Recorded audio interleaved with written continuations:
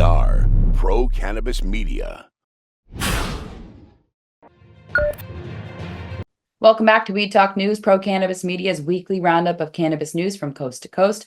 I'm Alaina Pinto. The state of New York continues to crack down on its flourishing illegal storefronts and unlicensed products. New York City Mayor Eric Adams was on hand for 2 busts in his city that shut down over $1 million worth of illegal products in 2 different locations in the Bronx. One in a bodega or a convenience store and the other in a deli. The operation, called Padlock, to protect confiscated cannabis-infused items and even magic mushrooms that were being sold to underage young people. Well, Oregon may feature one of the nation's most vibrant cannabis markets, but they too are suffering from issues that plague many states. One is the formation of unions, and the other is the obsession with THC percentages. There seems to be a lack of knowledge of consumers and with lawmakers about the misguided buying decisions over the percentage of THC in products. That's the intoxicating cannabinoid in the plant that works in conjunction with the terpenes and flavonoids that impact its effects. Marianne Cursetjee is back in Oregon and has her weekly report from a state that continues to struggle with normalization and acceptance. Here she is. I'm Marianne from Alibi with this week's Oregon Cannabis Report for Weed Talk News. This week, Oregon Majority Leader Representative Ben Bowman met with cannabis industry leaders at the monthly CHOW meeting. Representative Bowman heard stories of frustration with metric and regulatory overreach. It's encouraging that he's willing to have conversations to move us towards a normalized industry. Next, the UFCW union has filed an initiative to require all licensed cannabis businesses in Oregon to sign a labor peace agreement. This could have huge ramifications for the industry, as there are many licensees and a large percentage of them are small business. There have been notable instances of unsafe workplaces, and these situations have led to unionizing efforts. Currently, the rule in California applies only to employers with 10 or more employees. The proposed ballot measure in Oregon applies to all cannabis licensees regardless of size. And finally, the OLCC continues to expand its shelf audit of flower potency. The focus on potency in flower and flower products seems to be a totally misguided effort. The current paradigm across the entire supply chain, from buyers to customers, is generally about THC score. This has caused farms to only grow high potency genetics and also caused the unnatural obsession with potency. Stay tuned for next week for ideas about how to fix this problem. That's the Oregon Cannabis Report for this week. I'm Marianne with Alibi. The state of Kentucky is moving in a pro-cannabis direction under the leadership of their governor, Andy Beshear. One of the states that was one of the biggest beneficiaries of the 2018 Farm Bill. The hemp market has been pretty volatile since its inception. Well, now their medical cannabis program is starting to take shape for 2025. This week, Governor Beshear urged the DEA to reschedule cannabis to Schedule 3, but it has not been an easy grow for farmers. The industry there is urging to increase the legal THC percentage from 0.3% to 1%. But like most of the progress on reform, it is a slow process. Prohibitionists continue to misinterpret the importance of the percentage of THC as the only factor in the intoxication effects in this plant. But like many in the industry, all eyes are on the next version of the Farm Bill, and that continues to be politicized by the partisan divide in this country. Meanwhile, in Nevada, that state has launched one of the country's most active social clubs, and now they are discussing opening cannabis social pop-ups for 2025. Here's Tina Tasaka with more from Nevada. I'm Tina Tasaka with 420 Technologies, and I'm reporting from the exquisite Lake Las Vegas Resort for Weed Talk News. There's very exciting news going on at the California State Fair. Why do I tell you this from sizzling Las Vegas? Visitors from Nevada, including officials from the entertainment capital of the world, recently attended the first ever Cannabis Lounge at the California State Fair. Their goal was to gather insights for launching and regulating similar pop-up lounges in Nevada. In 2023, lawmakers proposed mobile cannabis lounges to the Nevada legislature, but the bill did not pass. Clark County Chair Tick Sigerbloom, Nevada House Speaker Steve Yeager, State Senator Dallas Harris, and various Clark County business license officials visited the cannabis exhibit and lounge in Sacramento. The exhibit, open only to those 21 and older, was monitored by California state regulators to ensure proper sale and use of cannabis products in designated areas. Sigerbloom mentioned plans to propose another bill for the 2025 legislative session. Reflecting on past experiences, he said, when we first started in 2013 to legalize dispensaries, we went to Phoenix to see how they did it. We brought that knowledge back to Carson City, which helped us pass the bill. The idea now is to see how it works in California, and if it seems feasible, bring it to Carson City again. The cannabis lounges are designed with controlled access, including fences and security guards to maintain order. Separate areas or tents are designed for purchasing and consuming edibles and smoking. Sigerbloom highlighted the recent launch of 2 cannabis lounges in Clark County, which could pave the way for pop-up tents at events with high demand, such as the EDC, the Las Vegas Festival Grounds, and MJ BizCon, a large cannabis convention. The introduction of cannabis lounges has faced scrutiny from law enforcement and the Cannabis Compliance Board, leading to stringent regulations to prevent DUIs and ensure customers do not drive while impaired. Sigerbloom believes that large festivals are ideal for pop-up lounges as tourists typically stay for extended periods. These events are contained environments where attendees either walk back to their hotels or take transportations like buses or helicopters. They already have bars, making them a suitable venue for cannabis lounges.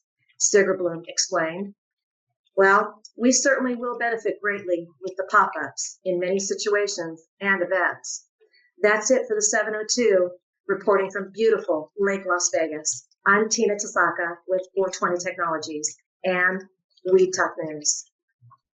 Here's my colleague, Joe Parsons from Virginia. He had an opportunity to interview the 420 comic from Las Vegas.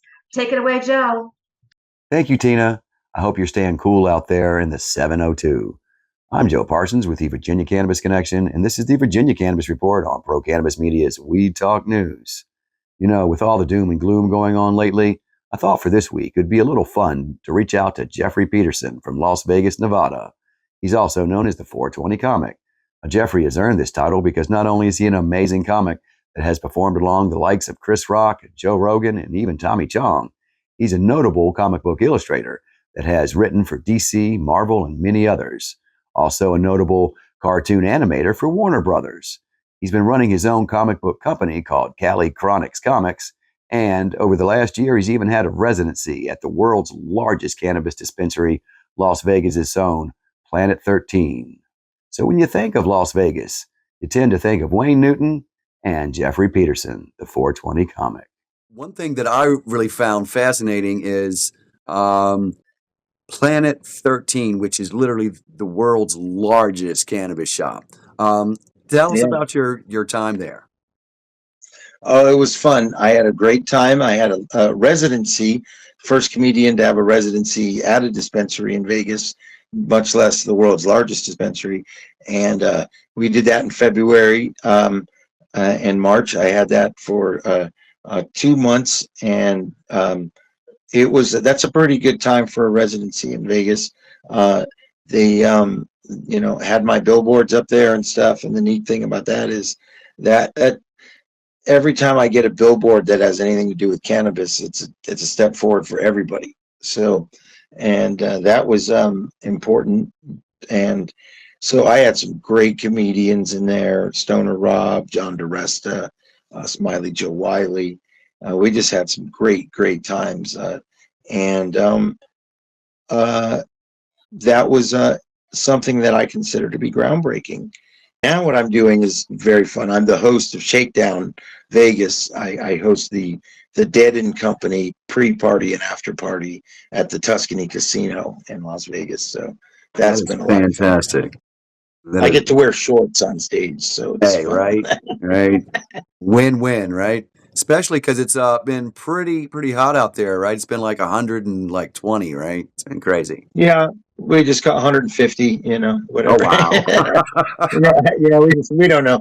If you catch on fire, it's too hot. And I'll be back again August 1st, 2nd and 3rd, and then August 8th, 9th, and 10th. Awesome. And you can catch me 2 times a day at the Tuscany Casino. And this has been a lot of fun to work with the Dead Heads and the Dead and Company fan base. That's been a lot of fun. Thank you so much, because the world needs more laughter, especially like in these trying times now. This entire week has just been filled with doom and gloom. So that was the biggest reason that I wanted to reach out to someone that not only makes a difference, but someone that's fun. And you are definitely fun. Yeah. Is there anything major that you would like to get out there? Is there any message that you want, to be heard from coast to coast? Well, you know what? My message is pretty simple these days. At 56, I'm in the a different phase of my career, and so I'm very happy to be the destination that you make when you come to Las Vegas. I'm a Las Vegas headliner and a resident, so I plan on getting another residency here after my time here with the Dead and Company and Shakedown Vegas, and I want to be your cannabis comedian that you come to Vegas to see. Once again, I'm Joe Parsons from the Virginia Cannabis Connection and Pro Cannabis Media's Weed Talk News. Until next time, everyone, stay lifted. Delaware is moving forward with their plans to open adult use sales through their existing medical dispensaries. This past week, their governor, John Carney, signed a law allowing the existing medical dispensaries to sell and operate for all adults over the age of 21. This dual licensing effort was first introduced in Arizona in 2021 and now has been copied by many other states who had existing medical programs before opening sales to all adults. Ohio is still waiting to launch their adult use market using their existing medical dispensaries, and now Delaware will give first priority to theirs. In the meantime, Missouri continues to thrive with open public consumption at events and record-setting sales results. That state is raising the allowable amount of vitamin E acetate in their concentrates delivered by vaping. That development has raised a few eyebrows since it was vitamin E acetate that was blamed for the vape crisis a few years ago. Fresh off the disabled list is our Missouri correspondent, Brandon Jones. Here he is. Hey everybody, it's Brandon Jones with B Green Distribution with the Missouri Cannabis Report for Weed Talk News.